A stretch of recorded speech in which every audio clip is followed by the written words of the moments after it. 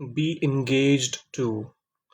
अब इसका क्या मतलब होता है, आइए सीखते हैं। ऐश्वर्य हिंदी 121 पे। चैनल पर नए हैं तो सब्सक्राइब कर लीजिएगा, फॉलो कर लीजिएगा। किसी से सगाई होना। अब देखिए, एंगेज का एक और मतलब था किसी चीज़ में व्यस्त होना, किसी चीज़ में लगे होना। अब यहाँ पर सगाई होने वाला सेंस आ गया, तो प्रेपोजिशन का इतना इंपॉर्टेंट रोल होता है। She is engaged to a doctor. उसकी शादी एक डॉक्टर से हुई है, एक चिकित्सक से हुई है। चिकित्सक तो खैर कौन ही समझता है, कौन ही बोलता है आज के डेट में, लेकिन डॉक्टर तो आपको पता ही है। He got engage to his college friend. उसकी सगाई अपने एक कॉलेज के दोस्त से हुई है। They have been engaged for 2 years। For 2 years, ये हमेशा ध्यान रखिएगा। फॉर जब भी आपको ड्यूरेशन बताया जाए, 2 घंटे ड्यूरेशन है तो फॉर कहेंगे।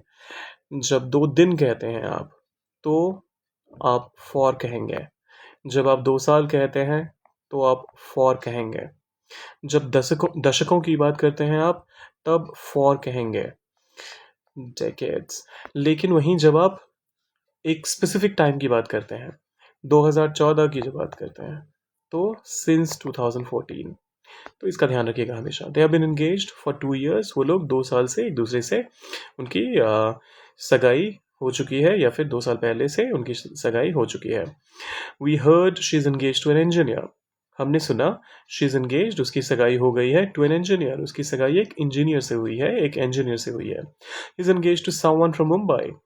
उसकी सगाई समवन किसी से हुई है जो मुंबई से है, तो उसकी सगाई मुंबई के किसी व्यक्ति से हुई है। अब एक एग्जाम्पल आप डाल दीजिए कमेंट सेक्शन में, और बाकी लाइक शेयर और सब्सक्राइब करके जाइएगा। मिलते हैं जल्दी।